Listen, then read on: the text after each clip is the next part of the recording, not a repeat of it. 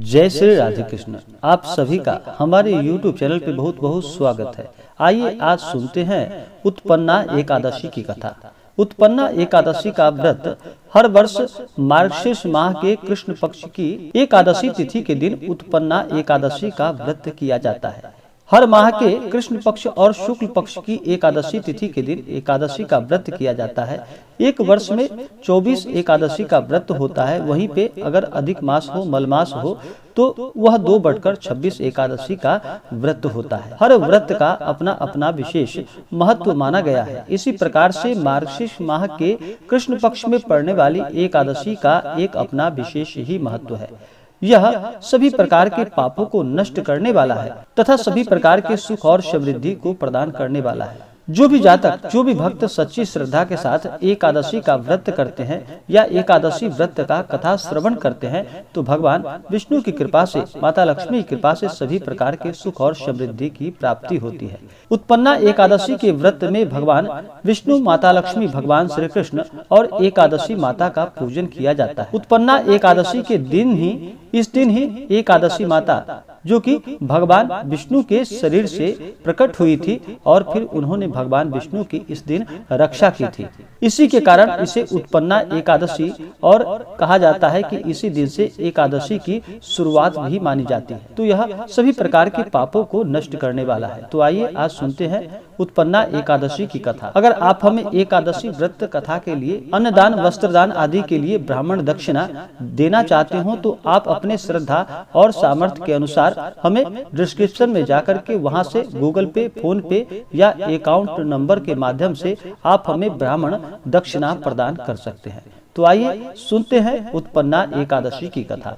तो बोलिए प्रेम से भगवान विष्णु की जय, माता लक्ष्मी की जय, एकादशी माता की जय, भगवान श्री कृष्ण की जय। उत्पन्ना एकादशी के बारे में भगवान श्री कृष्ण युधिष्ठिर से कहने लगे कि सतयुग में मूर नामक एक दैत्य उत्पन्न हुआ।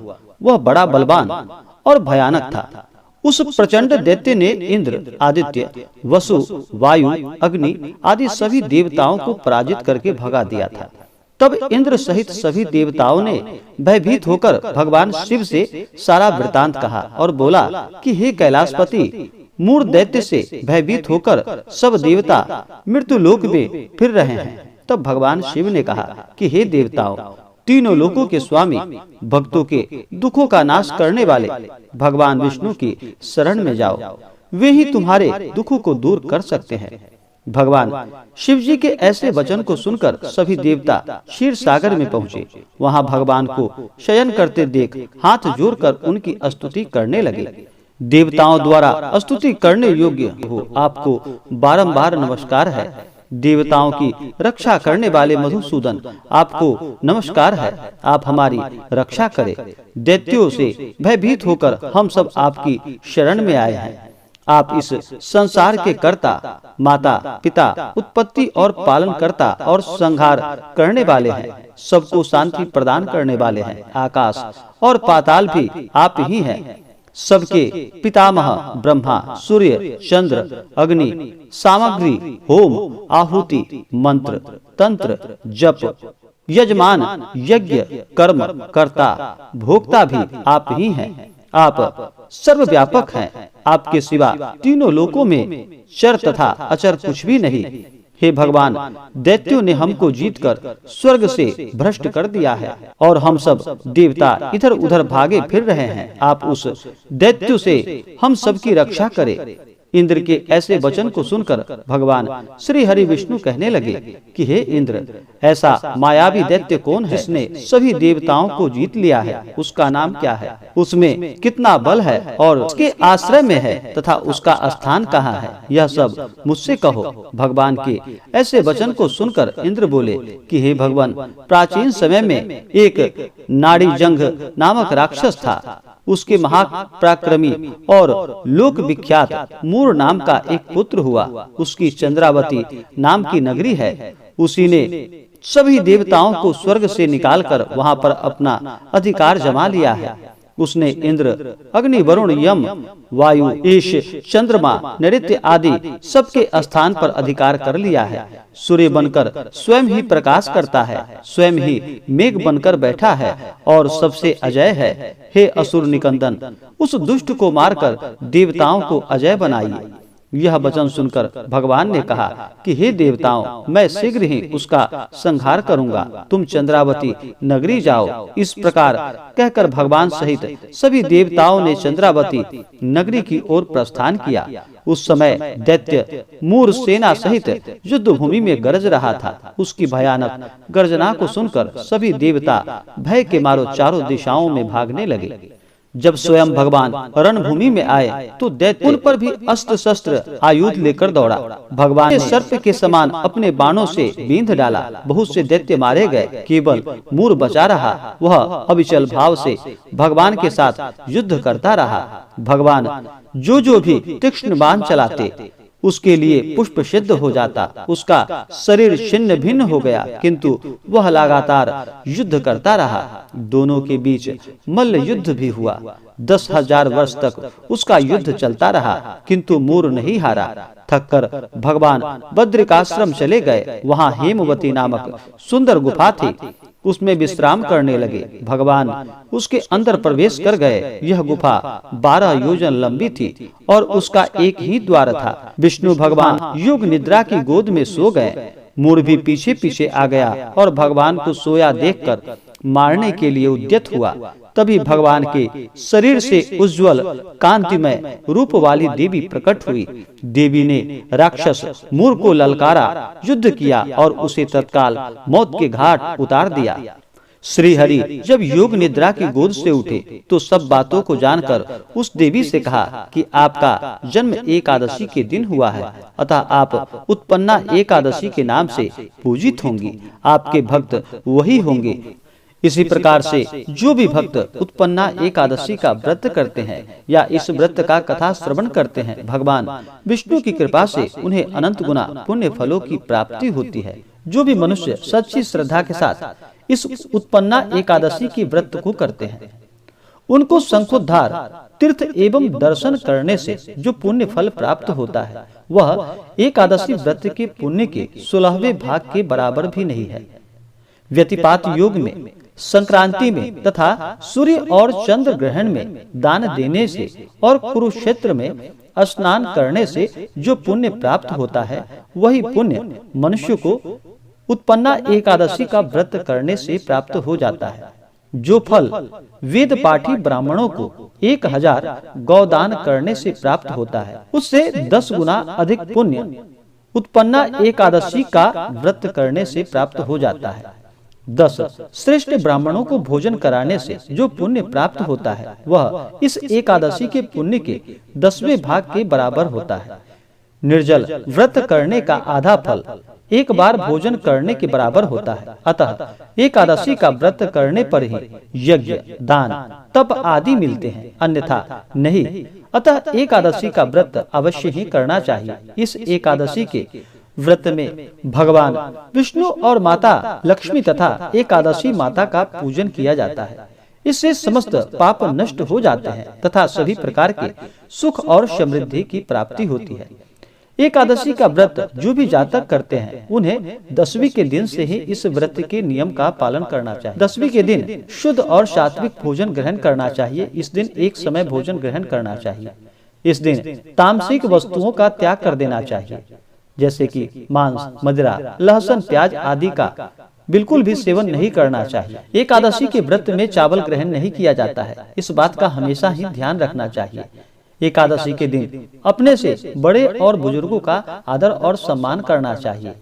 इन दिनों अपने मन में किसी के प्रति ईर्ष्या या द्वेष का भाव नहीं लाना चाहिए। अपने मन में क्रोध की भावना बिल्कुल भी नहीं लानी चाहिए। शुद्ध और सात्विकता का पालन करते हुए दान पुण्यों का कार्य करना चाहिए।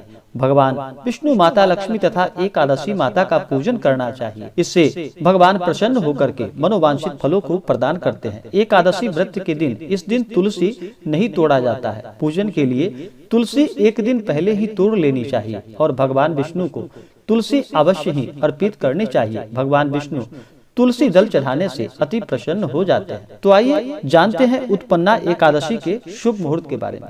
इस बार वर्ष 2021 में उत्पन्ना एकादशी का व्रत 30 नवंबर 2021 दिन मंगलवार को किया जाएगा।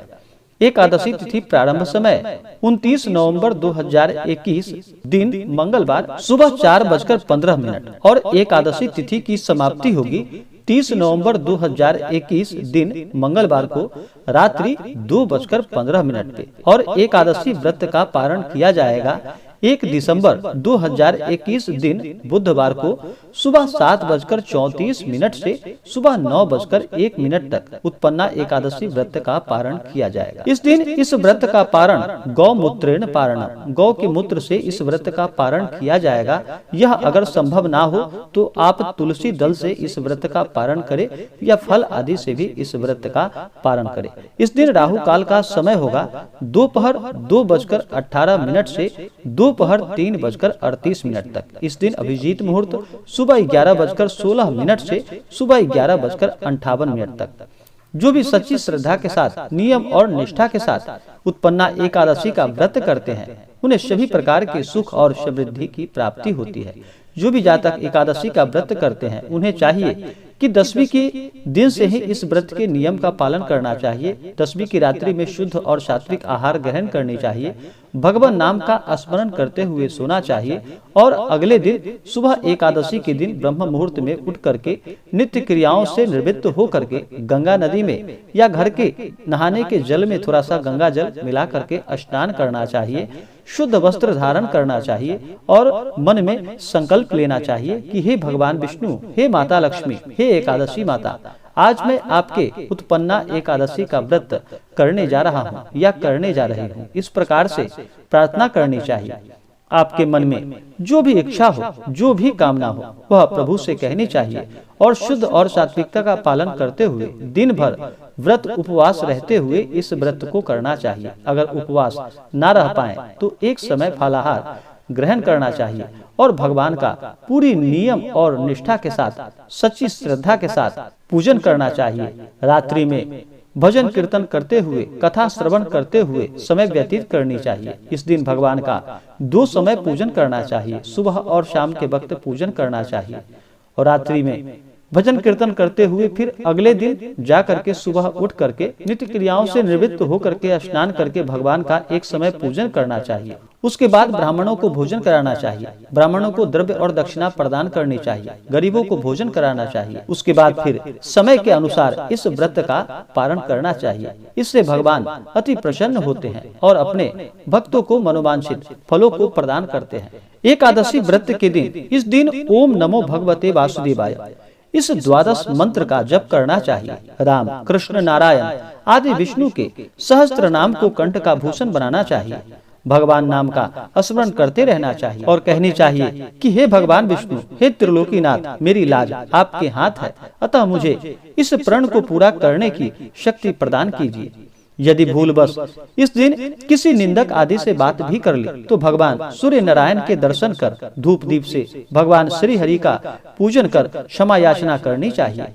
एकादशी के दिन घर में झाड़ू नहीं लगाना चाहिए क्योंकि सूक्ष्म चींटी आदि जीवों की मृत्यु का भय रहता है। इस दिन बाल आदि नहीं कटवानी चाहिए, न ही अधिक बोलना चाहिए। अधिक बोलने से मुख से न बोलने वाले भी शब्द निकल जाते हैं। इस दिन यथाशक्ति दान करनी चाहिए किंतु स्वयं किसी का दिया हुआ अन्न आदि कदापि भी इस दिन ग्रहण नहीं करनी चाहिए। एकादशी व्रत के दिन व्रतधारी को जो भी व्रत कर रहे हों उन्हें इस दिन गाजर, सलजम, गोभी, पालक इत्यादि का सेवन नहीं करना चाहिए। इस दिन चावल का सेवन नहीं करना चाहिए। केला, आम, अमरूद, बादाम, पिस्ता आदि अमृत फलों का सेवन करना चाहिए। प्रत्येक वस्तु भगवान को भोग लगाकर तथा तुलसी दल छोड़कर ग्रहण करनी चाहिए और इस दिन क्रोध नहीं करते हुए सभी से मधुर वचन बोलना चाहिए। इससे दिव्य फलों की प्राप्ति होती है और भगवान विष्णु की कृपा से जीवन के सभी दुख और कष्ट दूर हो जाते हैं और सभी प्रकार के सुख और समृद्धि की प्राप्ति होती है। तो बोलिए प्रेम से भगवान विष्णु की जय, माता लक्ष्मी की जय, एकादशी माता की जय। इसी प्रकार से जो भी भक्त सच्ची श्रद्धा के साथ नियम और निष्ठा के साथ एकादशी का व्रत करते हैं उन्हें भगवान विष्णु माता लक्ष्मी की कृपा से सभी प्रकार के सुख और समृद्धि की प्राप्ति होती है। तो आशा करता हूँ कि यह जानकारी आपको अच्छा लगा हो। ऐसे ही ज्ञानवर्धक जानकारियाँ प्राप्त करने के लिए हमारे इस चैनल को लाल बटन दबा करके सब्सक्राइब करें, साथ में बेल आइकन घंटी दबाएं ताकि मेरे वीडियो का नोटिफिकेशन आपके पास सबसे पहले पहुंचे। वीडियो को लाइक और अपने मित्रों तथा दोस्तों के साथ शेयर करें।